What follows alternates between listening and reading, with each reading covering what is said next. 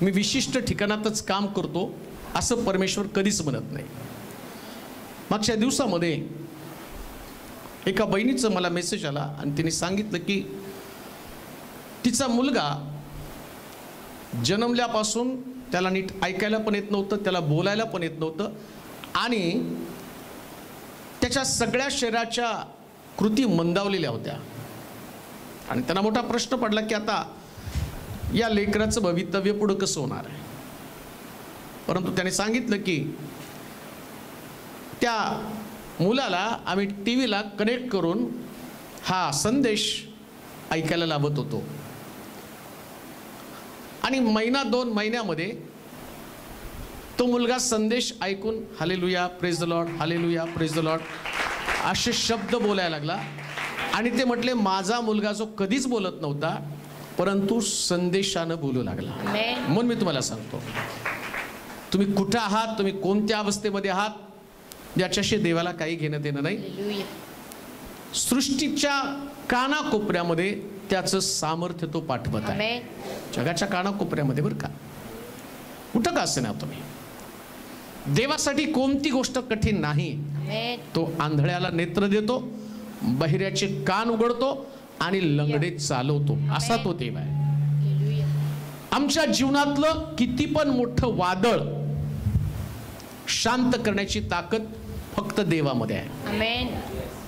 देवाशिवाय तुमच्या जीवनातलं वादळ कोणी शांत करू शकणार नाही, तितकं सत्य आहे. परंतु बऱ्याच वेळा आम्हाला प्रश्न पडतो की हे वादळ कसं शांत होणार.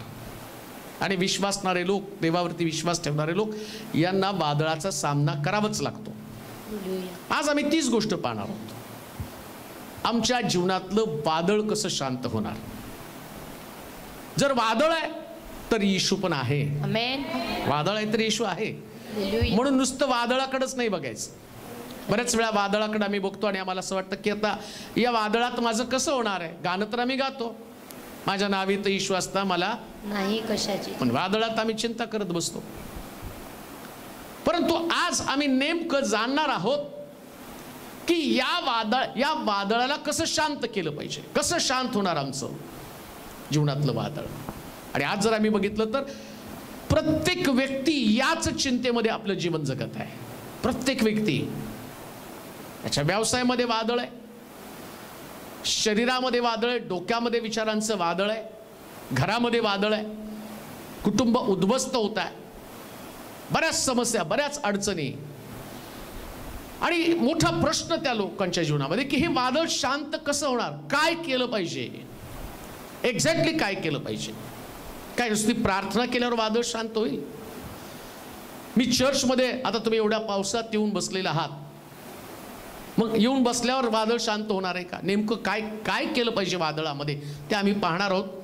लुकाचं शुभवर्तमान 8वा अध्याय आणि त्याचं 22 पासून 25 पर्यंतचं वचन. लुकाचं शुभवर्तमान 8वा अध्याय 22 पासून 25 पर्यंतचं वचन. येशू वादळ शांत करतो. कोण शांत करतो. येशू. हाय टायटल काय. येशू वादळ शांत करतो. येशू वादळ शांत करतो. कोण शांत करतो वादळ. येशू.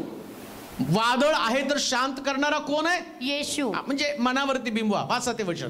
नंतर त्या दिवसात एकदा असे झाले की तो आपल्या शिष्यांसह मचव्यात गेला आणि आपण सरोवराच्या पलीकडे जाऊ असे त्यास म्हणाला. तेव्हा त्यांनी मचवा सोडला. नंतर ते हाकारून जात असता तो झोपी गेला. मग सरोवरात मोठे वादळ सुटून मचव्यात पाणी भरू लागले व ते धोक्यात होते. तेव्हा ते त्याच्याजवळ येऊन त्याला जागे करून म्हणाले, गुरुजी बुडालो. तेव्हा त्याने उठून तेव्हा त्यानं उठून वाऱ्यास व पाण्याच्या कल्लोळास धमकावलं आणि तो बंद होऊन निवांत झालं. तेव्हा त्याने त्यास म्हटले, तुमचा विश्वास कोठे आहे? ते भयभीत होऊन विस्मित झाले व एकमेकास म्हणाले, हा आहे तरी कोण? बस. वादळ शांत नेमकं कसं करावं, काय केलं पाहिजे वादळ शांत होण्यासाठी? प्रत्येकाच्या जीवनात वादळ आहे. वादळ नाही असा एक सुद्धा विश्वासणारा व्यक्ती नाही. चर्चमध्ये येणारा, मग तो पाळक असेल, मग तो सुवार्तिक असेल, मग तो भाऊ असेल, मग तो बहीण असेल, मग त्याचं बिझनेस असेल, मग त्याचं शरीर असेल, त्याचं कुटुंब असेल, या सगळ्या क्षेत्रामध्ये वादळ असणार आहे. परंतु वादळ पाहिल्यावरती घाबरून जाणं हा आमचा स्वभाव आहे. आणि येशूनं या शिष्यांना शिकवत असताना प्रत्येक टप्प्यातनं त्यानं नेलं आणि प्रत्येक टप्प्यामध्ये तो विश्वासणाऱ्यांना स्ट्रॉंग करत आहे, मजबूत करत आहे आणि तो तयार करते शिष्यांना. कशासाठी? की त्यानं खंबीर व्हावं, मजबूत व्हावं. या पृथ्वी तलावर जोपर्यंत आम्ही जिवंत आहोत, आमच्या नाकपुड्यामध्ये श्वास आहे, कान देऊ नाही का? जिवंत आहात तोपर्यंत शरीरात वादळ आहे. जर तुम्ही कुटुंबामध्ये राहतात तर तुमच्या कुटुंबात वादळ असणार आहे. नोकरी करत असाल, नोकरीच्या ठिकाणी वादळ असणार आहे. एज्युकेशन घेत असाल, त्या ठिकाणात वादळ असणार आहे. वादळाशिवाय तुमचं जीवन असू शकत नाही. वादळ असणारच आहे. परंतु तुमच्या जीवनामध्ये येणारं वादळ, या वादळाला शांत करण्यासाठी तुमच्याकडे प्रोव्हिजन काय आहे? सगळ्यात मोठा मुद्दा की तुमच्याकडे प्रोव्हिजन काय? तुम्ही म्हणाल वादळ येतं पण शांत होणार कसं? सगळ्यांच्या जीवनामध्ये वादळ आहे. उलथं पालत आणि सगळं उलथं पालतं करून टाकलं जातं. योना जसा मी पाहतो की परमेश्वराच्या नजरेपासून पळाला, निनवेला जा म्हटलं तो तार्शिशला निघाला, तिथं सुद्धा वादळ आलं. इस्रायल लोक मिस्रातनं निघाले, तांबड्या समुद्राकडे निघाले. समोर तांबडा समुद्र आणि पाठीमागच फारोचं सैन्य. पण बायबल सांगतं की तिथं सुद्धा देवानं वादळ आणलं आणि तो समुद्र दुभांगला. पण पहिला मुद्दा मी तुम्हाला सांगेल, वाचा बरं 22 वचन. नंतर त्या दिवसात एकदा असं झालं की तो आपल्या शिष्यांसह मचव्यात गेला आणि आपण सरोवराच्या पलीकडे. पहिली गोष्ट, जर टायटल तुम्ही वाचलं असेल तर काय टायटल आहे? येशू वादळ शांत करतो. कोण वादळ शांत करतो? येशू. म्हणजे शांत करण्यासाठी, वादळाला शांत करण्यासाठी येशू तुमच्या बरोबर आहे का तपासलं पाहिजे. आमेन. वादळ येणार आहे, तुमच्या कुटुंबात वादळ येणार आहे, तुमच्या घरात वादळ येणार आहे. वादळानं घर उलटं पालतं होईल, वादळानं परिस्थिती बदलली जाईल. पण पहिला प्रश्न काय, या परिस्थितीमध्ये येशू तुमच्या बरोबर आहे का? नेमकं काय होतं माहिती का? वादळ आल्याबरोबर घरामध्ये वादविवाद आहे, वादळ आल्यावर विचार घरामध्ये आहेत, वादळ आल्यावर संघर्ष आहे, वादळ आल्यावर तपासणी आहे की मी कोण माझ्या जीवनातलं वादळ शांत करेल. परंतु इकडं तिकडं पाहू नका, येशू तुमच्या बरोबर आहे का हे पहा. बस. येशू म्हटलं चला आपण पलीकडे जाऊ. या शिष्याला तो म्हटला पलीकडे जाऊ आणि समुद्रामध्ये वादळ झालं. मग येशू त्यांच्या बरोबर होता. त्यांना शिकवायचं तुम्हाला आणि मला काय माहिती का?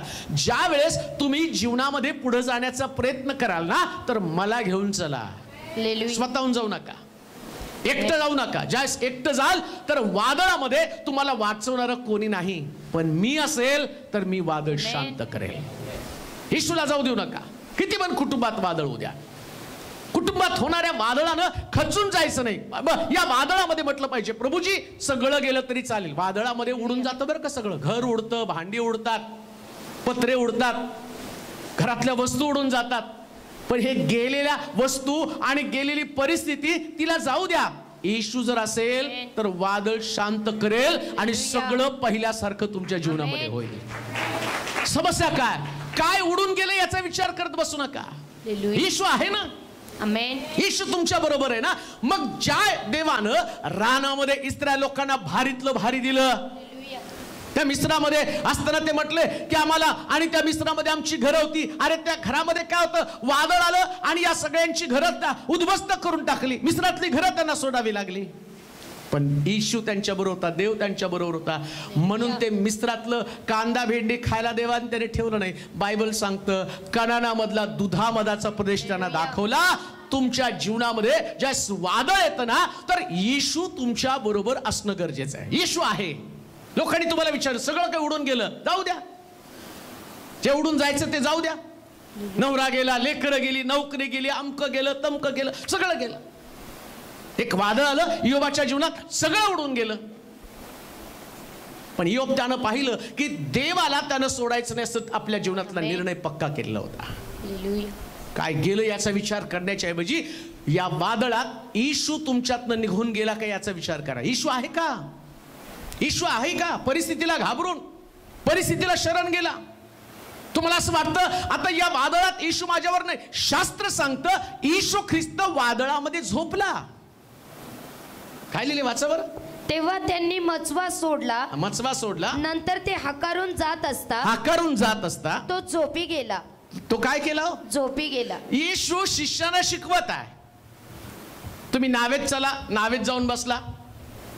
आमचं पण तसंच होतं नाही का. येतो चर्चमध्ये, विश्वास ठेवा, विश्वास ठेवला. बाप्तिस्मा घ्या, बाप्तिस्मा घेतला. शब्दात रविवारी चर्चला या, नेहमी चर्चला आलो.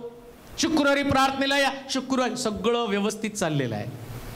आणि तेवढं चालू असताना येशू मुद्दामून झोपतो, झोपेचं सोंग करतो, हे की नाही. आणि इकडं हा लुसिफर वाट बघत असतो, हा कधी झोपतो आणि मी यांना कधी त्रास देतो. लक्षात घ्या, येशू झोपला पण तो तुम्हाला सोडत नाही, ही गोष्ट ध्यानात ठेवा. तो का झोपतो माहिती का?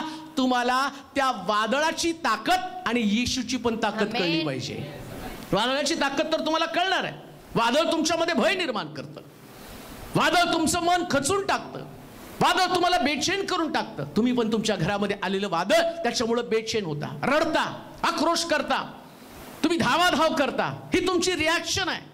पण येशू तिथं शांत झोपलेला असतो आणि तो काय करतो? तो पाहतो, तो म्हणतो या वादळाची ताकद तुम्हाला कळली पाहिजे. हे वादळ किती ताकदवान आहे. आणि ज्या वादळाची ताकद तुम्हाला कळेल ना, मग तुम्ही माझ्याकडे याल, माझं महत्व तुम्हाला समजेल, तुम्ही मला जाग कराल. याचा अर्थ त्यांना दाखवायचं होतं की पहा, जीवन जगत असताना माझ्याशिवाय जगत राहाल तर तुमच्या जीवनात वादळ आहे, पण माझ्या बरोबर जगाल तर वादळ नाहीच होईल. माझ्या बरोबर जगाल तर वादळ नाहीच होईल. तुम्ही असंही गेलात तसंही गेलात तर वादळ असणारच आहे. बाहेर गेला तरी वादळ असणार आहे. माझ्या बरोबर गेला तरी वादळ असणार आहे. पण माझ्या बरोबर असल्याचा फायदा काय असणार आहे?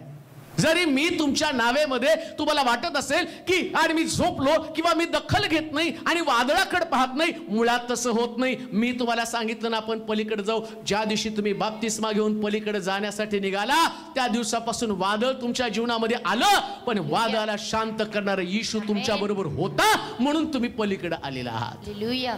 पहिला मुद्दा, वादळामध्ये येशू आहे का तपासा. येशू तुमच्या बरोबर आहे का? का फक्त वादळाचाच विचार करत आहात?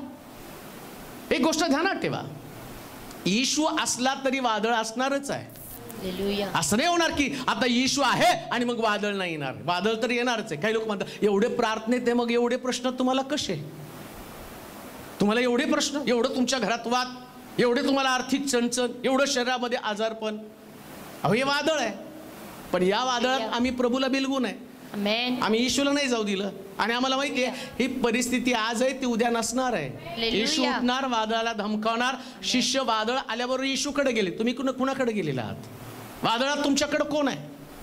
वादळ आल्यावर तुम्ही नको तिथं जाऊन चर्चा करता, नको त्यांना समजावून सांगता, नको त्याचं मार्गदर्शन घेता. पण शिष्यांनी नावेमध्ये दोन गोष्टी घडल्या असत्या. एक तर शिष्य येशूकडे गेले, दुसरी गोष्ट त्यांनी नावेतनं उड्या मारून पोहून गेले असते. आणि पोहून जाता जाता बुडून पण गेले असते, आहे की नाही? तुमच्याकडे पण दोन प्रश्न आहेत. तुम्ही दोन पर्याय तपासू शकता. जर येशू असेल तर येशूकडं, नसेल तर तुम्ही तुमचा मार्ग, चला आपण उडी मारू. उडी मारल्यावर तुम्ही नशिबानं वाचला तर वाचला, नाही तर तुम्ही वाचणार पण नाही. पण 100% जर येशू तुमच्यावर असेल तर तुम्हाला बुडूच देणार नाही. म्हणून पेत्र बुडत असताना तो म्हटलं प्रभूजी मी बुडत आहे. येशूने हात दिला आणि त्याला वर काढून दाखवलं, मी तुला बुडू देत नाही. हालेलुया. वादळामध्ये येशू जर तुमच्यावर असेल तर तुम्ही कधीच बुडणार नाही आमेन. मित्रांनो, कधीच नाही. वादळ तर येणार आहे, वादळ तुमच्या जीवनाचा भाग आहे. विश्वासणाऱ्यांच्या जीवनाचा वादळ हे एक अविभाज्य भाग आहे. त्या वादळाला तोंड देण्याची ताकद प्रभूनं तुम्हाला दिलेली असताना फक्त एकच गृहीत धरायचंय, माझ्या बरोबर येशू आहे, मी पळापळी करणार नाही. येशू उठेल आणि तो धमकावेल. आमेन. असं लिहिलं. ते येशूकडे गेले आणि येशूला म्हटले, प्रभू आपण बुडत आहोत. येशू आला, त्यानं वादळाला धमकावलं. मग ते वादळ उगच नाही आलं. सगळं घटना जी आहे ना ती प्रभू मुद्दामून घडवत होता.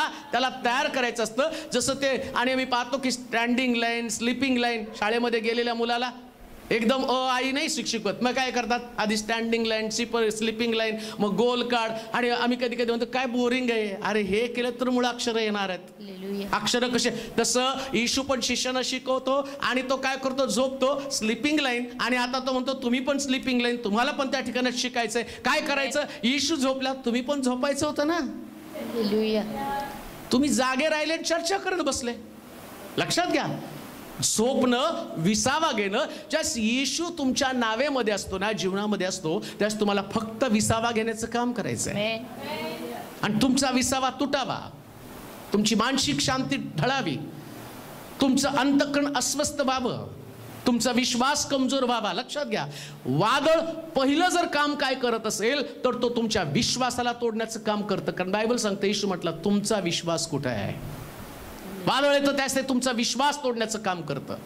तुम्हाला असं वाटतं की देव माझं ऐकत नाही, परमेश्वराचं लक्ष माझ्याकडे नाही. नाही, त्या वादळाला तोंड देण्यासाठी प्रभूनं जाणून बुजून तुम्हाला सांगितलं की चला आपण पलीकडे जाऊ. पलीकडे जाणं ही प्रोसेस फार मोठी आहे.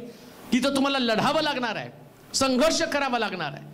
पण जाता जाता एक गोष्ट ध्यानात ठेवा, काही झालं तरी तुमच्या घरातनं आणि तुमच्या जीवनातनं येशू बाहेर जाता कामा नये. आमेन. तो नावेमध्ये असलाच पाहिजे, तो तुमच्या बरोबर असलाच पाहिजे. जर तो तुमच्या बरोबर नसेल तर प्रॉब्लेम असणार आहे. तो असेल तर प्रॉब्लेम नाहीये.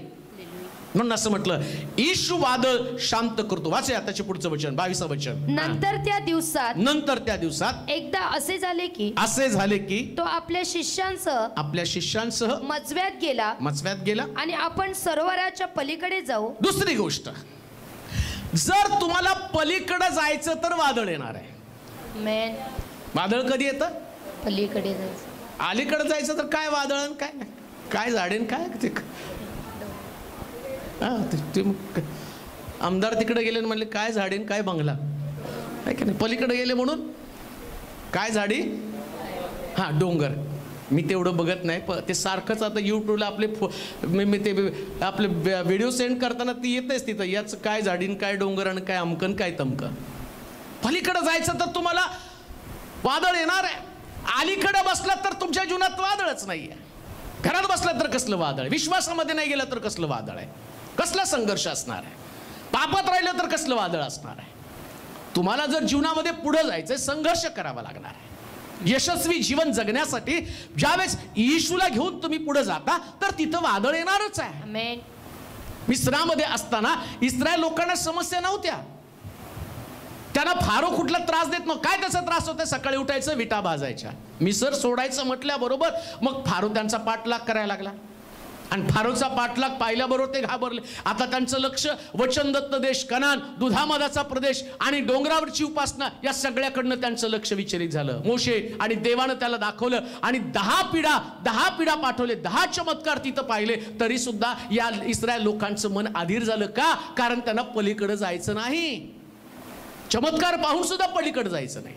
आम्हाला असं वाटतं आहे ते जीवन ठीक आहे, मग वादळ कधीच येणार नाही. पण ज्यास तुम्ही पलीकडे जाण्याचा विचार करताना, यशस्वी होण्याचं आत्मिक जीवनामध्ये आणि या जगिक जीवनामध्ये जेव्हा तुम्ही प्रभूला घेऊन पलीकडे जाण्याचा प्रयत्न करता, मग तुमचा बिझनेस असेल, शिक्षण असेल, त्याच्यामध्ये पलीकडे जाण्याचा प्रयत्न करता तर तिथं संघर्ष करावा लागेल. कधी शाळेसाठी फी नसेल, कधी तुमच्याकडे पुस्तकं नसतील, संघर्ष तर करावा लागणार.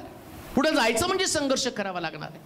मला आठवतं की ज्यावेळेस मी माझं एज्युकेशन करत होतो, मी एमकॉमला एक्सटर्नल एमकॉम करत होतो, कारण कॉलेजमध्ये ॲडमिशन घ्यायला माझ्याकडे पैसे नव्हते. कॉलेजमध्ये नाव लागलं पण ॲडमिशनला पैसे नव्हते. म्हटलं आता करायचं काय.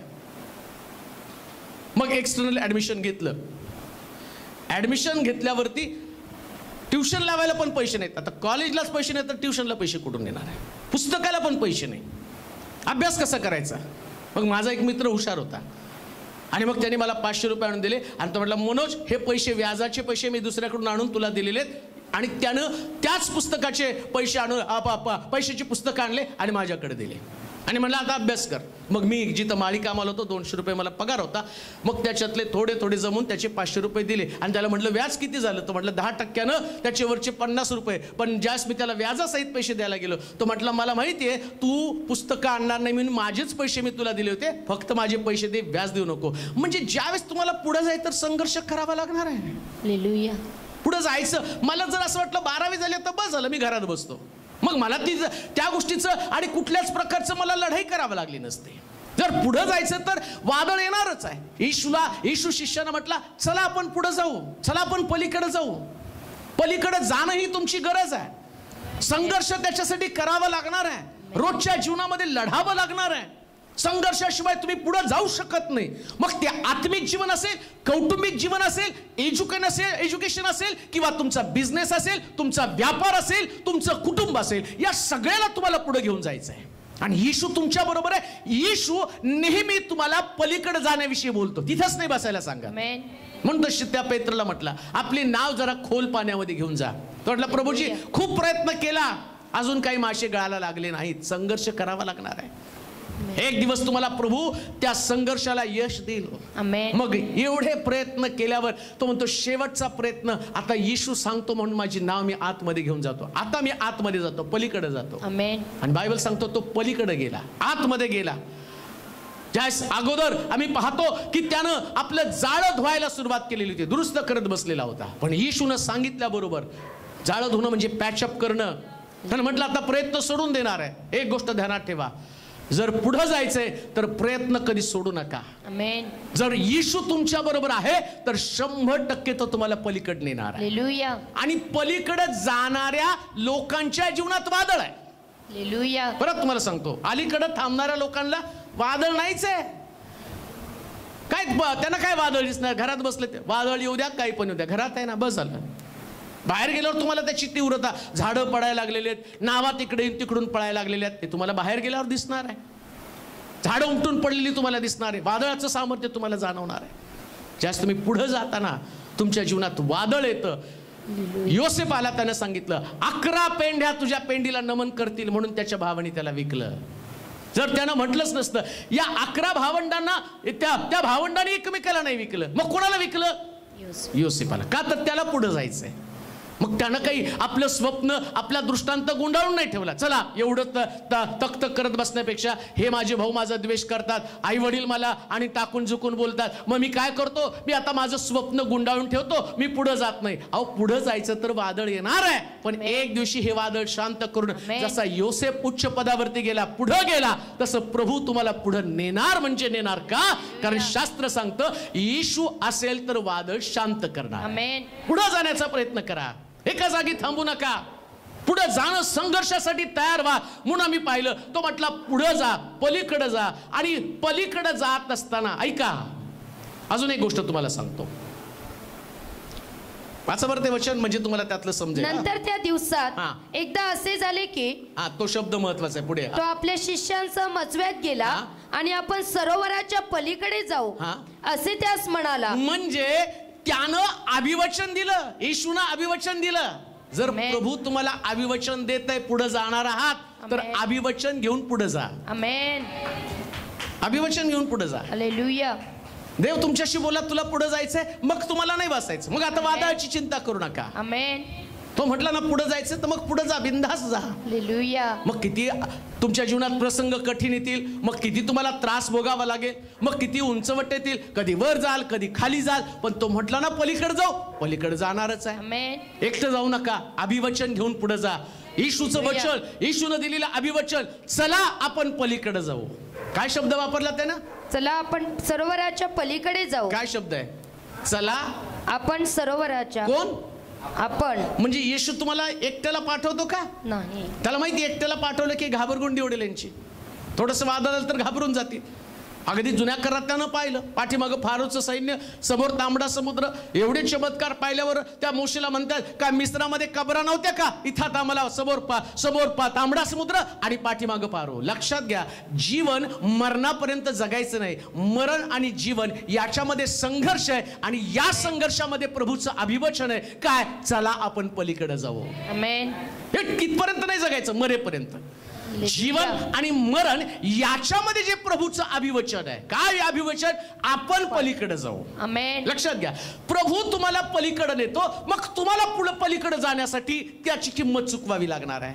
हालेलुया. तुम्हाला लढावं लागणार आहे, तुम्हाला उभं राहावं लागणार आहे. पुढे वाचा 23 वचन. नंतर ते हकारून जात असता तो झोपी गेला. कधी झोपी गेला हो? हकारून जात असता. परत वाचा. नंतर ते हकारून जात असता तो झोपी गेला. जेव्हा तुम्ही नाव चालवायला सुरुवात करताना तेव्हा तो झोपी जातो, तोर झोपी जात नाही.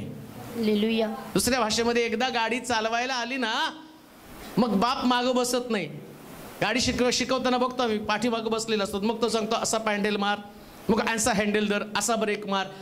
आणि एकदा का ती गाडी चालवायला शिकला, पॅन्डल मारायला शिकला, सायकल नाही, आता जाऊ दे सायकल कोण वापरतं, पण गाडी असा गिअर टाक, असा ब्रेक मार, असा एक्सिलेटर दाब, ते मागं बसून सांगितलं जातं. आणि एकदा गाडी शिकलं की मग ते बाजूला. येशूनं पण तेच केलं, चला आपण पलीकडे जाऊ. आणि मग त्याने काय केलं? त्या शिष्यानी नाव हकारायला सुरुवात केली. हकारायला सुरुवात केल्याबरोबर येशूनं पाहिलं यांचं प्रॅक्टिकल चांगलं आहे, यांना ते चांगल्या रीतीने नाव चालवायला येते. लक्षात घ्या, ज्यास तुम्ही स्वतः प्रयत्न करता त्यास येशू जाणून बुजून झोपी जातो का? कारण त्याला तुमच्यातलं पॉवर, तुमच्यातलं सामर्थ्य, जे शिक्षण त्यानं तुम्हाला दिलं, जे अभिवचन तुम्हाला दिलं आणि त्या अभिवचनासाठी तुम्ही करत असलेले प्रयत्न आणि अभिवचनासाठी पुढे जाण्यासाठी करत असलेला संघर्ष आणि तुमचं कार्य, याच्यामुळे येशू म्हणतो मी आता झोपतो का? कारण यांना आता नाव चालवायला येऊ लागलेली आहे. आता यांना आणि ते जे चप्पू आहेत ते हलवता येऊ लागलेले आहेत. त्याच्यामुळं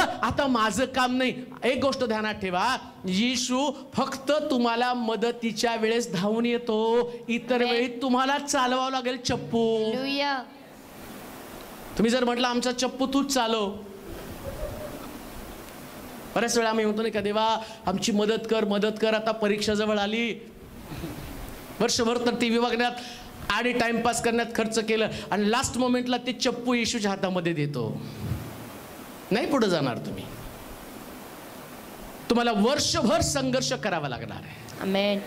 चप्पू चालवावे लागणार आहे. पुढे जाण्यासाठी देवाकडे पाहण्याच्या ऐवजी तुमच्या हातातल्या चप्पूला घेऊन आणि ते काय म्हणतात त्याला, चप्पू नाही त्याचा काय शब्द आहे, वल्ले आहे की नाही, ते वल्ले फिरवायला तर पाहिजे की नाही. आमेन. शास्त्र सांगतं त्यानं मचवा हकारत पुढे घेऊन गेले. हालेलुया. तुम्ही तुमचा मचवा हकारत आहात का? हा दुसरा मुद्दा आहे. वादळ कधी शांत होणार आहे? तुम्ही मचवा हकारण्याचा प्रयत्न केला तर वादळ शांत होणार आहे. आमेन. थोडंसं तुम्हाला संघर्ष करावा लागेल, त्याच्यासाठी तुम्हाला प्रयत्न करावा लागेल. सतत देवावरती अवलंबून राहणं ही गोष्ट विश्वास त्यांना शोभत नाही. तो म्हटला आपण पलीकडे जाऊ आणि तो झोपला आणि झोपेतून उठून त्यांना म्हटला, अरे अल्पविश्वासू लोकांनो. का अल्पविश्वास म्हटला? थोडा प्रयत्न तुम्ही करायचा होता ना. खरंच बुडला असता का ती गोष्ट तुमच्या लक्षात आली असती ना. कशा रीतीने नाव पुढे न्यायची हे तुम्ही जवळ आला होता, चमत्काराच्या पलीकडे जाणार होता. मी म्हटलं होतं म्हणून तुम्ही पलीकडे जाणार होता. ती वादळ आलं, ते वादळ तुम्हाला पुढे नेण्यासाठी अटकाव करणार नाही. ही गोष्ट ध्यानात ठेवा. जर प्रभू तुमच्या बरोबर आहे आणि तुम्ही तो मचवा हकारत आहात, तुम्ही तुमच्या जीवनाला पुढे जाण्यासाठी प्रार्थनेच्या द्वारे बळ देत आहात, तुमचं काम आणि तुमची प्रार्थना, तुमचं समर्पण आणि तुम्हाला देवाच्या योजनेमध्ये तुम्ही आहात.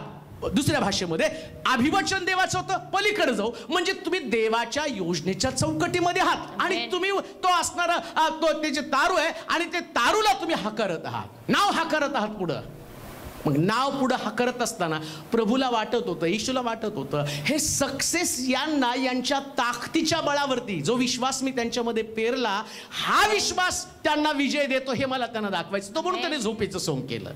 हालेलुया. त्यालाच वाटत होतं मी थोडंसं झोपून घेतो आणि यांनी प्रयत्न करावा.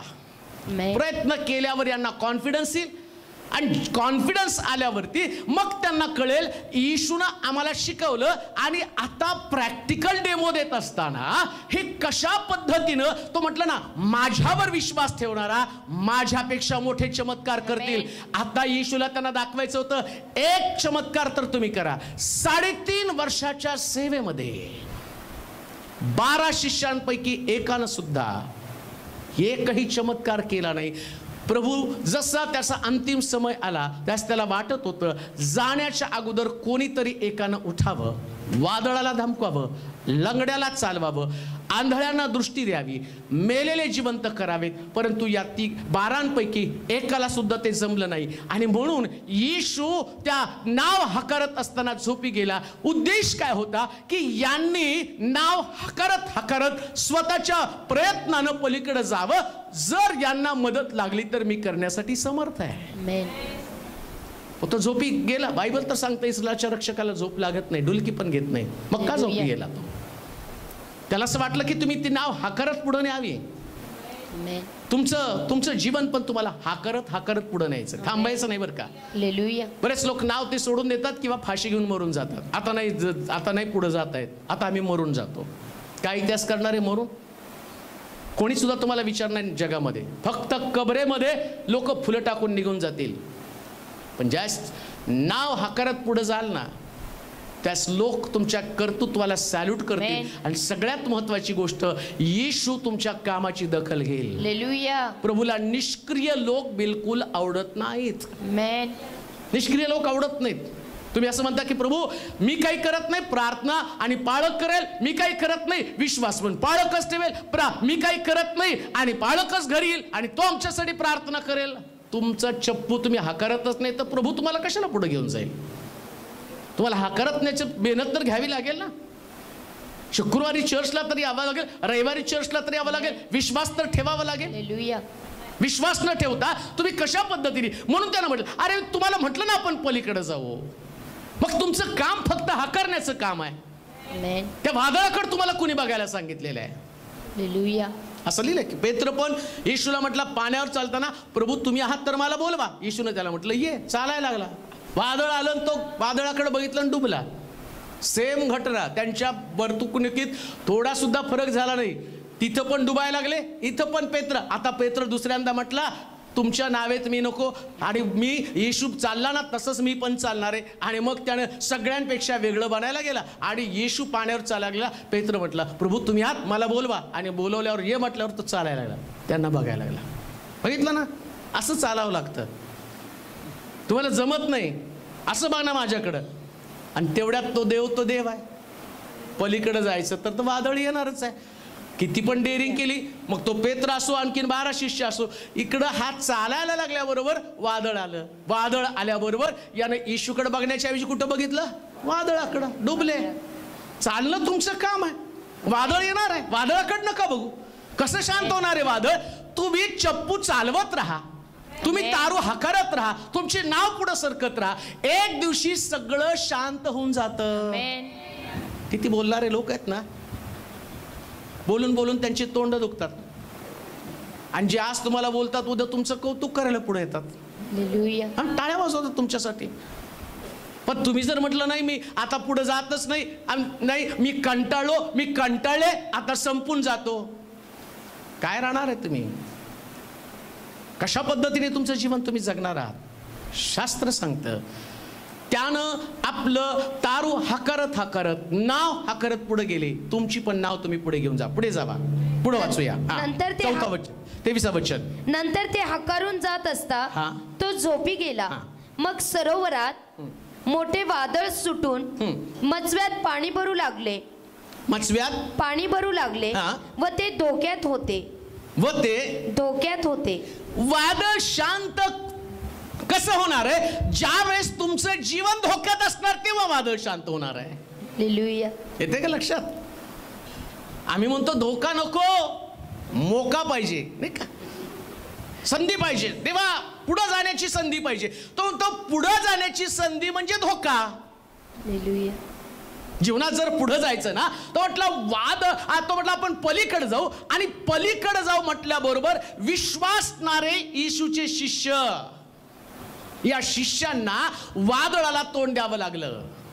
लक्षात घ्या, ज्या दिवशी तुम्ही फार मोठ्या धोक्यामध्ये असता, तो दिवस तुमच्या जीवनातलं वादळ शांत होण्याचा समय आहे. आमेन.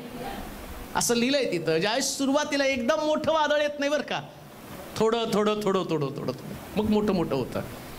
मग ते एवढं वाढतं की आम्हाला समजत नाही आता कसं शांत करायचं. आणि नेमकं वादळ वाढल्याबरोबर आम्ही आणि येशूकडे पाहण्याच्या ऐवजी आम्ही स्वतःकडे पाहतो, लोकांकडे पाहतो, आणि असं वाटतं की या वादळात आता आपण मरणार आहोत. असंच लिहिलं ना, वाचा बरं. नंतर मग सरोवरात मोठे वादळ सुटून मचव्यात पाणी भरू लागले.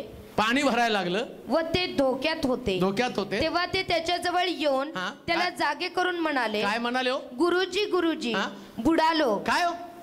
बुडालो. बुडाले का? नाही, पण जाऊन काय बोलले? बुडालो. म्हणजे अजून बुडले असते तर गुरुजीला उठवलं तरी कुठं असतं. पण त्यांनी शब्द काय वापरला? बुडालो. आणि कोण आहेत ते? बिलीवर्स, विश्वासणारे. शिष्य बाजूला राहू द्या. कोण आहेत? बिलीवर्स. आम्ही कोण आहोत? आणि आमचा शब्द काय? बुडालो बुडालो बुडालो बुडालो बुडालो. कधी या पोराने मला बुडवलं, या सुनेने मला बुडवलं, मला अमक्यानं मला बुडवलं, माझ्या भावानं मला बुडवलं. अरे तुला बुडवलं नाही, हे वादळ आहे. हालेलुया. योसेफ म्हटला, त्याची भावंड त्याच्या गळ्यात पडून, अरे तुझं फार नुकसान आम्ही केलं, आमच्यामुळे तुला आमचं आणि देश सोडावं लागलं, आम्ही तुला विकलं, आता मी तुझ्या घरामध्ये एक गुलाम म्हणून राहू, तुझे दास म्हणून राहू. तो काय शब्द वापरतो? वाईट वाटून घेऊ नका. ही प्रभूची योजना होती. हे वादळ येणं ही प्रभूची योजना आहे. हालेलुया. वादळ तुम्हाला बुडवण्यासाठी नाही, म्हणून कोणा व्यक्तीला दोष देऊ नका. यानं मला बुडवलं, त्यानं मला बुडवलं. तुम्ही तर म्हणा, हे चांगलं घडलं का, याच्यातनं मला देवाच्या सामर्थ्याचा अनुभव आला. वादळ, त्या वादळाची ताकद, काय काय उद्ध्वस्त होऊ शकतं हे मी अनुभवलं. पण माझा प्रभू वादळामध्ये माझ्या बरोबर होता, त्यामुळं माझं काहीच नुकसान झालं नाही. हालेलुया. म्हटलं तर आम्ही बुडालो. देवाचे प्रिय लोक, ज्या वेळेस विश्वास धरणाऱ्यांच्या जीवनामध्ये वादळ असतं, तर लक्षात ठेवायचं की तो तुमचा विश्वास मोठ्या उंचीवर नेण्यासाठी असलं संकट तुमच्यावरती आणतो. मोठ्या उंचीवरती तुमचा विश्वास पाहिजे. जास्त धोके येतात ना, कशासाठी जास्त धोके येतात? तुमच्या विश्वासाची पातळी उंच व्हावी, नाश नाही व्हावा तुमचा. तुमची विश्वासाची लेवल, देवाला तुमच्या विश्वासाची लेवल वाढवायची. म्हणून बऱ्याच वेळा आम्ही म्हणतो नाही, आणि आता बघा हे वादळ आलं, आता लोक आम्हाला काय म्हणतील. अरे लोकांचं दे मातीत घाल लोकांना, तुला प्रमोशन मिळणार आहे वादळानंतर. जेवढ्या लोकांच्या जीवनात वादळ आलं, शद्रक मेशक अबेदनगो भट्टीत टाकले, बाहेर काढलं, राजा म्हणतो यांचा देव खरा आहे, याचीच उपासना करावी. ते भाग्यात चढले. दानियल सिंहाच्या गुहेमध्ये टाकला आणि त्यानं कुठल्या प्रकारचं प्रत्युत्तर केलं नाही. राजानं त्याला म्हटलं, दानियला, परात्पर देवाच्या पुत्रा, तुझ्या देवानं तुला वाचवलं का? आतून आवाज, महाराज चिरायू असा. त्यानं वादळ आला आणि वादळ पाठवणाऱ्या व्यक्तीला आणि त्या कुठल्या दोष दिला नाही. त्याला माहितीये माझ्या जीवनातला हा भाग आहे, आणि त्याचा विश्वास सर्वोच्च पातळीवरती. शद्रक मेशक अबेदनगोचा विश्वास सर्वोच्च पातळीवरती. त्यांच्या समोर भट्टी, याच्या समोर सिंहाची गुहा. लक्षात घ्या, तुमच्या जीवनात ज्या मोठं वादळ येतं ना, आणि त्यामध्ये तुम्हाला वाटतं तुम्ही बुडत आहात, तर परमेश्वर तुमच्या विश्वासाची पातळी वाढवत असतो. म्हणून किती मोठं वादळ, त्याचं विश्लेषण करू नका, तुमचा विश्वास किती वाढणार आहे याचा विचार करा. आता मोठं काहीतरी घडणार आहे. हालेलुया. मोठं काहीतरी घडणार. आमेन. आम्ही काहीतरी म्हणतो ना, आता आमच्या घरात इतकं भांडण झालं, काहीतरी मोठं काय केलं. अहो, आमच्याकडे कोणतरी मरणारच होतं, एवढी भांडणं झाली, एवढी मेलं का? तुम्हाला ते डायलॉग मारायची, धिंगाणा घालायची सवय लागली. रोज तुमच्या घरात कोणतरी मरत असतं. प्रश्न तो नाही, जेवढं मोठं वादळ तेवढं विश्वासाचं सर्वोच्च पातळी तुम्ही गाठणार आहात. जेवढं मोठं वादळ. हालेलुया. काय लिहिले, वाचा परत ते. तेव्हा ते त्याच्याजवळ येऊन त्याला जागे करून म्हणाले, गुरुजी गुरुजी. नाही, 23 वचन. नंतर ते हकारून जात असता तो झोपी गेला. मग सरोवरात मोठे वादळ सुटून. मोठे कसलं वादळ? मोठे म्हणजे नेहमी तुम्ही मोठ्या वादळाचा सामना करणारे शिष्य असले पाहिजे. आमेन. छोटस वादळ उपयोगाचं नाही बरं का. हालेलुया. आणि कधी कधी तर नुसतं वाऱ्याची झुळूक आली तरी म्हणतो ते ससा नाही का, ते पान पडलं तर तुमचं ढग पडला. तसे कित्येक विश्वासणारे छोटस वादळ आलं तरी वादळ आलं. अरे अजून कुठं वादळ पाहिलं? लय मोठं वादळ तुला बघायचं. हालेलुया. जितकं मोठं वादळ तितका मोठा चमत्कार तुम्ही अनुभवणार आहात. हालेलुया. किती पण मोठं वादळ येऊ द्या, किती सुद्धा मोठं वादळ येऊ द्या. मी स्वतः पाहिले. कित्येक बहिणींची मला ज्या कॉल येतात ते सांगतात की आता नवरा सांगतोय की घटस्फोट देणार आहे. पास्टर कळत नाही, एवढी प्रार्थना करते मग माझा नवरा घटस्फोट. अहो दिला का? आता फक्त त्याने विचार केला तुला ते तर नवरा 12 महिने ते डायलॉग मग तुला सोडचिट्टी देतो, तुला देत नाही तो, याला दुसरी कुठली मिळते हो? पहिलीच मोठ्या मुश्किलने मिळाली याला आणि ती मिळत नव्हती म्हणून त्याने तुम्हाला पसंत केली आणि आता तो मी तुला घटस्फोट देतो. वाट बघा, देवाच्या हातात सोपवा त्याला. आणि म्हणणारी तारीख जाहीर केली आणि त्याच्यानंतर महिनावणी पालक साहेब माझ्या नवऱ्याने अजून काही विचार. अहो कटला विचार करतो तो, ते वादळ आहे. आमेन. मित्र म्हणतो लास्ट मोमेंट पर्यंत विश्वास ठेवा. हालेलुया. प्रभू मन बदलणारा देव. आमेन. आणि मी पाहिल्या अशा अनेक साक्षी मी पाहिल्या. मला प्रभूनं दाखवून दिलं. एक गोष्ट ध्यानात ठेव, शेवटच्या क्षणापर्यंत लोकांना विश्वासाच्या सर्वोच्च पातळीपर्यंत घेऊन जा. सर्वोच्च पातळीपर्यंत आशा दाखव त्यांना. त्यांच्या भावना मर्यादित ठेवू नको, त्यांना प्रभूवरती विश्वास ठेवायला भाग पाड. प्रभू असं काम करतो. हे वादळ आहे, जाणार आहे, पण वादळानं तुमचे विचार भरकटू देऊ नका. लक्षात ठेवा, वस्तू घरातल्या उडतात उडू द्या, विचार उडून जाऊ देऊ नका, विश्वास उडून जाऊ देऊ नका. व्यक्ती उडून जाईल, विश्वास तसाच ठेवा. तसाच विश्वास ठेवा. हे प्रभू आहे, तो आणल बरोबर इकडून तिकडून. मला कोणीतरी परवा एक मेसेज केला, माझा नवरा तर दोघं पण आम्ही विभक्त आहोत, कोर्टात पण लिहून दिलेलं आहे. तो माझं तोंड बघत नाही, मी त्याचं तोंड बघत नाही. मग म्हटलं आता काय, आता प्रॉब्लेम काय? नाही आता त्याचं मन देवाने बदलाव. म्हटलं घटस्फोट झाल्यावर. अहो एवढ्या तुम्ही प्रार्थना करता, एवढ्या साक्ष्या मी ऐकतो, मग देव हे करणार नाही का? मी म्हटलं बापरे, तुमचा एवढा विश्वास आहे तर माझं काम फक्त मी कशाला विश्लेषण करत बघू, यांचं घटस्फोट झालाय, विभक्त आहे ना, अमकंय तमकंय. मी काही विचार केला नाही. प्रभू आलेलं वादळ तू थांबवा. दुसऱ्याच आठवड्यात ती फोन करते, माझ्या नवऱ्याने पश्चाताप केला आणि तो म्हटलं चल परत आपण एकत्र होऊ. देव आहे तो, देव आहे, त्याला काय कठीण आहे? आणि तिची साक्ष ऐकून मी तोंडात बोट घातला. कसलं काम करतो. घटस्फोट झालेले परत एकत्र आले आणि त्यांनी पश्चाताप केला. तो रडायला लागला तिच्या समोर, माझं चुकलंच, मी तुझ्याशी वाईट वागलो, चल आपण एकत्र होऊ. आणि तिकडून ती रडायला लागली. पालक साहेब देव असं कसं करू शकतो? मी म्हटलं म्हणून तर त्याला देव म्हणतात ना, तो सगळं करू शकतो. विश्वासाची सर्वोच्च पातळी गाठत असताना येणारं छोटं वादळ ते किती पण मोठं असलं तरी घाबरून जाऊ नका. का? वादळाला शांत करणारा येशू मुद्दामून मोठं वादळ आणतो. का? कारण याच्या पुढचं मोठं वादळ आता येणारच नाही. सगळ्यात मोठं वादळ येऊन गेलं, आता कोणतं वादळ येणार आहे का नाही? याच्यापेक्षा कोणतं? अहो सगळ्यात मोठं वादळ मरणाचं. येशूनं ते पण त्याही वादळातनं तो बाहेर आला. आता कुठलं मोठं वादळ असणार आहे? सगळ्या वादळाला शांत करण्याची क्षमता त्याच्यामध्ये. पुढे वाचा. नंतर ते हकारून जात असता तो झोपी गेला. म्हणजे आता एक मुद्दा, चौथा मुद्दा, येशूमुळेच मोठं वादळ येतं बरं का. कोणामुळं मोठं वादळ आहे? येशूमुळे. कोण होतं आतमध्ये? येशू. आणि तिथं कोणामुळं वादळ होतं? निनवेच्या तार्शिशला जाताना.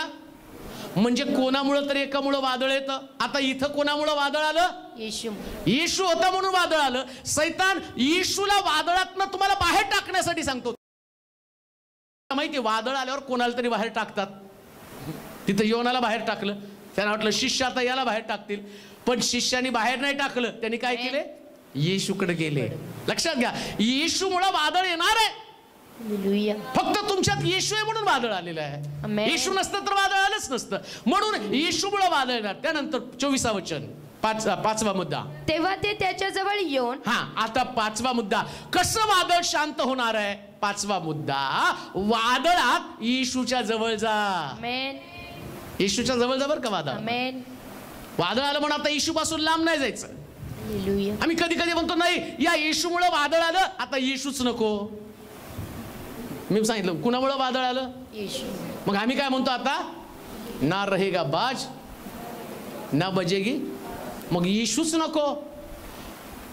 त्यांना माहिती येशूमुळे वादळ आलं, मग येशू नको. पण शास्त्र सांगतं शिष्यांना वादळ शांत करायचं होतं. मग ते कोणाकडे गेले. येशू. मग वादळ आल्यावर कोणाकडे जायचं. येशू. येशूकडे जायचं. येशू, इथं शक्ती संपली.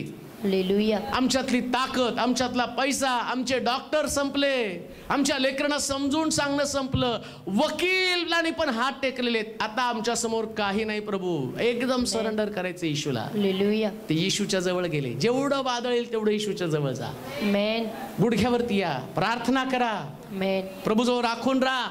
आपलं मन त्याच्या समोर मोकळं करा. कोणा व्यक्तीला सांगू नका, येशूला सांगा. आमेन. आणि लक्षात घ्या, येशू किती रागावला तरी पहिले तर तुमचं ऐकतो. हालेलुया. येशू चिडला होता बरं का ते वादळ आल्यावर. काय लिहिले का नाही, वाचा बरं. तेव्हा त्याने त्यास म्हटले. नाही ते 24. तेव्हा ते त्याच्याजवळ येऊन. त्याच्याजवळ येऊन त्याला जागे करून म्हणाले. जागे करून म्हटले, गुरुजी गुरुजी. गुरुजी गुरुजी. बुडालो. बुडालो. तेव्हा त्यानं उठून वाऱ्यास व पाण्याच्या कल्लोळास धमकावले. हा, आणि ती बंद होऊन निवांत झाले. तेव्हा त्याने त्यास म्हटले, तुमचा विश्वास खोटे आहे. आता प्रश्न असा, येशूनं खरंच ते आणि वादळाला पाहून त्याने धमकावलं नाही म्हणून त्यांना तसं म्हटलं का, तुमचा विश्वास कुठे आहे. मी बऱ्याच वेळा त्या गोष्टीचा विचार करतो. शिष्य म्हणून मी त्या जागेवरती स्वतःला पाहिलं. वादळ होतं, मग येशूला कळत नाही का. आम्ही काय एवढे बोलता मी काही येशू नाही बरं का, माझ्याकडनं एवढी अपेक्षा करू नका. मग मी तिथं म्हटलं, येशू मी पण त्या शिष्यांपैकीच आहे रे. वादळ आल्यावर आम्ही घाबरणार ना. अरे घाबरा, वादळ आल्यावर घाबरा, पण बुडालो नाही तरी बुडालो कशाला म्हणता. हालेलुया. अजून तुम्ही बुडालाच नाही, तोपर्यंत तुम्ही बुडालो बुडालो बुडालो ते गारणं घेऊन माझ्याकडे आला. बुडाला का तुम्ही. मी असताना तुम्ही कसं बुडाल. हालेलुया. आणि तुम्ही बुडला तर मी पण बुडणार ना, कारण मी तुम्हाला म्हटलं ना पलीकडे जाऊ. मग तुमचा विश्वासच नाही ना तो. तुमच्या डोक्यात स्वप्न काय, वादळ आलं की बुडणार, हे आमची धारणाच आहे. प्रश्न आला की आम्ही मरणार, आर्थिक अडचण आली की मग आम्ही कर्जात मध्ये तसेच अडकून पडणार आहे. देव तुमच्यासाठी काहीही करू शकतो. आमेन. काही पण करू शकतो. हालेलुया. एका बहिणीनं मला कॉल केला होता. 20,000 तिने एका सावकाराकडनं काढले आणि 20,000चं व्याज तिने फेडत आली तरी त्या सावकाराने तिला सांगितलं तुला 2 लाख रुपये व्याज द्यायचे. 20,000चे 2 लाख. आणि ती म्हटली आता मी एवढं व्याज देऊन त्याला 1.5 लाख रुपये तर माझे त्याच्यातच गेलेले आहेत. आता मला काय करावं समजेना. तो म्हटलं मी घरी येणार आहे आणि मग तुझ्या घरावरती जप्ती येणार आहे. बाळक साहेब काय करावं समजेना, प्रार्थना करा. म्हटलं काळजी करू नको, देव सगळं करेल. आणि मग तो रोज येऊन तिला धमकी द्यायला लागला, फोन करायला लागला. मग ती पोलीस चौकीत गेली आणि पोलीस चौकीत जाऊन त्याला सांगितलं की असं असं आहे. पोलिसांनी त्याला बोलवलं, त्या बाईला उभं केलं, किती पैशाचे घेतले. पोलिसांना बघितल्यावर तो घाबरला. तो म्हटला 20,000. 20,000च्या वर याला 1 रुपया पण देऊ नको. 2 लाख मागणार होता, पण जाताना तिला 20,000च द्यावे लागले. का, किती मोठं वादळ असलं, येशू असला तर सही सलामत त्यातून बाहेर काढतो. हालेलुया. तुम्ही बुडणार नाही. आमेन. तुमचं नुकसान होणारच नाही. हालेलुया. म्हणून घाबरून न जाता येशूच्या जवळ जा. आमेन. मुद्दा काय, येशूच्या जवळ जाणार. वादळ आलं तर, हालेलुया. तुम्ही वादळ आलं तर येशूला सोडता, त्याला बुडवण्याचा प्रयत्न करा. त्याच्यामुळे वादळ आलं, येशूच नको. पण शास्त्र सांगतं ते येशूच्या जवळ गेले. आमेन. एक गोष्ट ध्यानात ठेवा, वादळात जर येशूच्या जवळ गेला तर काय होतं पहावर तिथं. तेव्हा ते त्याच्या जवळ येऊन त्याला जागे करून म्हणाले, गुरुजी गुरुजी गुरुजी गुरुजी. बुडालो बुडालो. तेव्हा त्याने उठून. बस. 6वा मुद्दा, तुम्हाला वादळातनं वाचायचं असेल तर तर जी तुमची परिस्थिती ती येशूला तंतोतंत सांगा. आमेन. काय परिस्थिती त्यांची होती? काय वाक्य होते त्यांचं? बुडालो. बुडाले नव्हते, पण त्यांनी त्यांच्या मनात जे होतं ते येशूला सांगून टाकलं. ते म्हणत नाही आता जाऊन कसं येशूशी बोलावं. कधी कधी म्हणतो नाही कसं काय सांगावं बरं. बरेच लोक म्हणतात कशी प्रार्थना करावी हो येशू सांगती. बाळक साहेब आणि मला तर एवढे कॉल, जरा प्रार्थना सांगा मला कशी करायची. आता त्याच्यावर किती टाईप करत बसू, अशी करा तशी करा तशी करा तशी करा. मी एकाच वाक्यात, जसं तुम्ही माझ्याशी बोलता तसं येशूशी बोला. असं बोलायचं येशूशी, मग माझ्याशी कसं बिंदास बोलता तसं बोला ना. येशू सांगते तुम्ही तुमच्या प्रार्थना मला सांगता, तुम्हाला काय वाटतं ते येशूला सांगा. त्यांना जे वाटतं त्यांनी बोललं. आम्ही बुडायला लागलो, बुडत नव्हते, पण जे होतं ते येशूला सांगून टाकलं.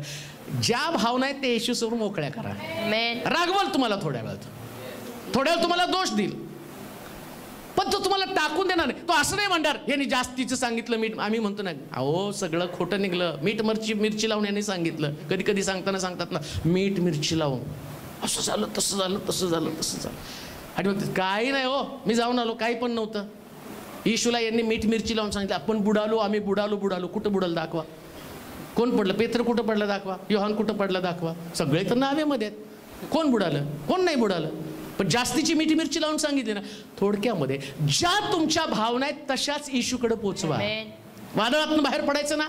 ज्या फिलिंग्स आहेत, ज्या तुमच्या मनातल्या भावना आहेत तशाच येशूला सांगा. इकडं तिकडं विचारू नका. कोण मी कशी प्रार्थना करू, मी कसं सांगू, जसं आहे तसं सांगा. तसल्या प्रार्थना, एकदम साधी प्रार्थना. प्रभू आम्ही बुडालो, एकच वाक्य. आता बुडालो हे सांगण्यासाठी मला आज सकाळी एकाने फोन केला, जरा मन लावून प्रार्थना करा म्हटलं. एका सिस्टरने मला फोन, जरा मन लावून प्रार्थना करा. म्हटलं ही कुठली प्रार्थना आहे मला सांगा बरं तुम्ही. मन लावून प्रार्थना करा. मग मी रोज प्रार्थना करतो ती प्रार्थना कुठली असते. म्हटलं तुम्ही काय बोलता कळतं का तुम्ही? डोकं फिरलं ना माझं. मन लावून म्हणजे काय करू, माझं हृदय तुमच्याकडे फेकून मारू का? हे बघा माझं हिच्यात प्रार्थना ही दाखवा तुम्हाला. काय तसं सांगा ना येशूला. त्याच्यात काय आता एवढं मोठं वादळ आलं, याने काय गुडघ्यावर बसले, मग इकडचं तिकडचं फिरून अमकं तमकं. तेव्हा तू तांबडा समुद्र तो बंगला अमकं झालं एवढं बोलत बसला का? काय गेला आणि म्हटलं आम्ही बुडालो. एक शब्द काय? बुडालो. बस. काही लोकांना वाटलं वादळ आल्यावर फार मोठी रंजक प्रार्थना करावी लागते. नाही हो, जी तुमची अवस्था आहे ती सांगा, प्रभू तुम्हाला त्यातनं बाहेर काढतो. कसला भारी देव आहे. हालेलुया. म्हणून कशी प्रार्थना करायची वादळात, याचं पण कुठं शोध घेत बसू नका. कशी प्रार्थना केली पाहिजे, काय सांगायला पाहिजे, कसं बोललं पाहिजे. अहो तुम्ही किती, अहो ती प्रार्थना आम्ही करतो ती भली मोठी लांबलचक असते, त्याच्यात दोघं चौघं झोपतात. पण येशूनं प्रार्थना केली, त्या प्रार्थनेत काय प्रार्थना आहे वाचा पर काय प्रार्थना. तेव्हा ते त्याच्याजवळ येऊन त्याला जागे करून म्हणाले. जाग कोण? येशू.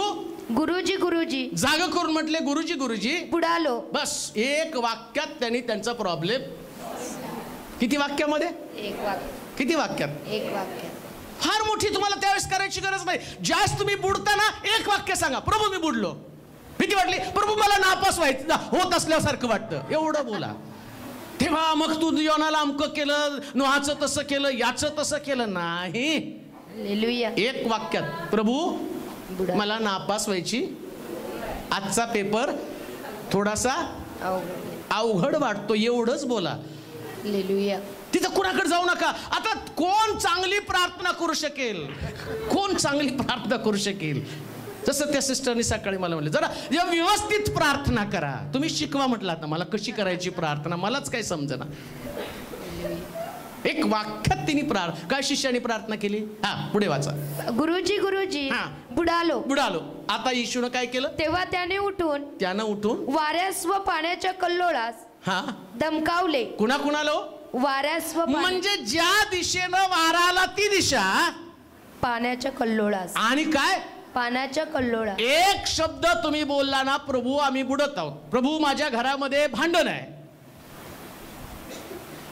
नवरा दारू पितो, एक वाक्य बोला ना, तो उठतो, कल्लोळ करणाऱ्या नवऱ्याच्या तोंडात बोळा घालतो.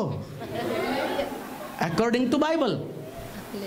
बायबलच्या सिद्धांताप्रमाणे मी तुम्हाला सांगतो, त्यानं कल्लोळाला धमकावलं. याचा अर्थ मी तुम्हाला असं म्हणत नाही की तुम्ही रात्री झोपताना 2 शब्दाची प्रार्थना करा. आता तुम्ही म्हणा बरं झालं तेवढे करतो देवा, झोप लागली, गुड नाईट. असं पण होत नाही बरं का, असं पण होत नाही. मला सांगण्याचं तात्पर्य काय, तुम्हाला प्रार्थना माहित नाही, त्यास तुम्ही म्हणता कशी प्रार्थना देवाला सादर करावी. त्यावेळेस तुम्ही संभ्रमामध्ये ज्यावेळेस मनुष्य गोंधळात सापडतो त्याला शब्द सुचत नाही. माझ्या बोलण्याचा सार तुम्हाला कळतो का? तुम्ही गोंधळात पडता, त्यास तुम्हाला प्रभू असं नाही म्हणत, आता तुम्हाला दावीद म्हणतो मी रचून प्रार्थना सादर करतो. ती सिच्युएशन वेगळी आहे. ती पण प्रार्थना खूप सुंदर प्रार्थना आहे. कोणती? रचून देवाला प्रार्थना सादर करणं. पण वादळातल्या प्रार्थनेविषयी मी तुम्हाला सांगत आहे. वादळामध्ये रचून प्रार्थना, देवाला तासनतास गुडघ्यावरती तुम्ही प्रार्थना करता, ती पण आवश्यक आहे, ती फार इम्पॉर्टंट आहे. येशू रात्रभर प्रार्थना करत होता. पण मी वादळातल्या प्रार्थने संबंधाने सांगते, वादळ कसं शांत होणार आहे. त्या वादळामध्ये तुम्हाला शब्द सुचत नाही, पण प्रभू एक शब्द, हे प्रभू आम्ही बुडालो, बस.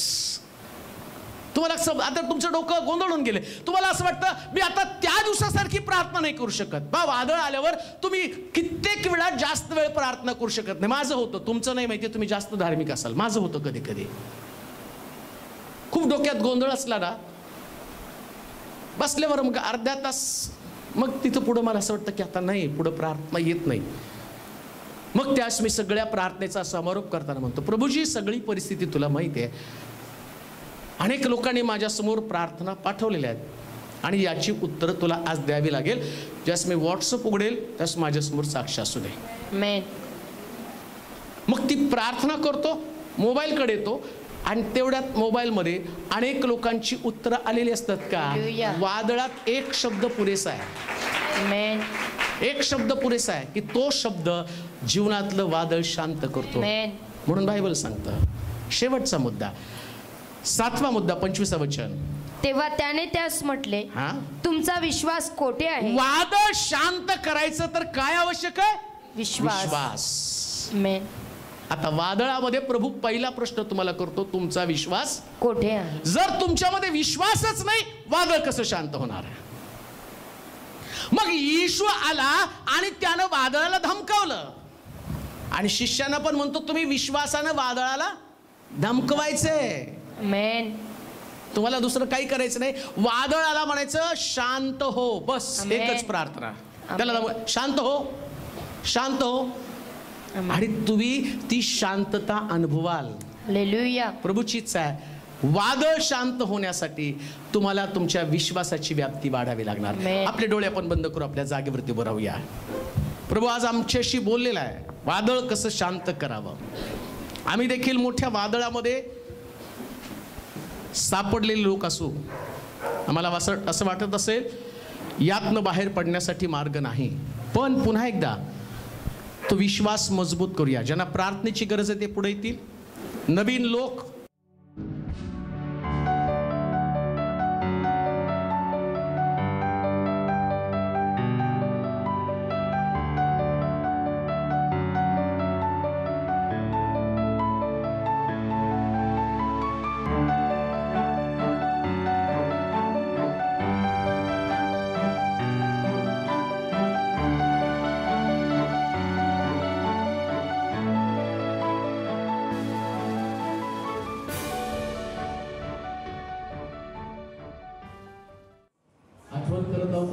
सुनील पुरंदर यांच्यासाठी त्यांची डायलिसिस बंद व्हावी, किडनीला स्पर्श कर.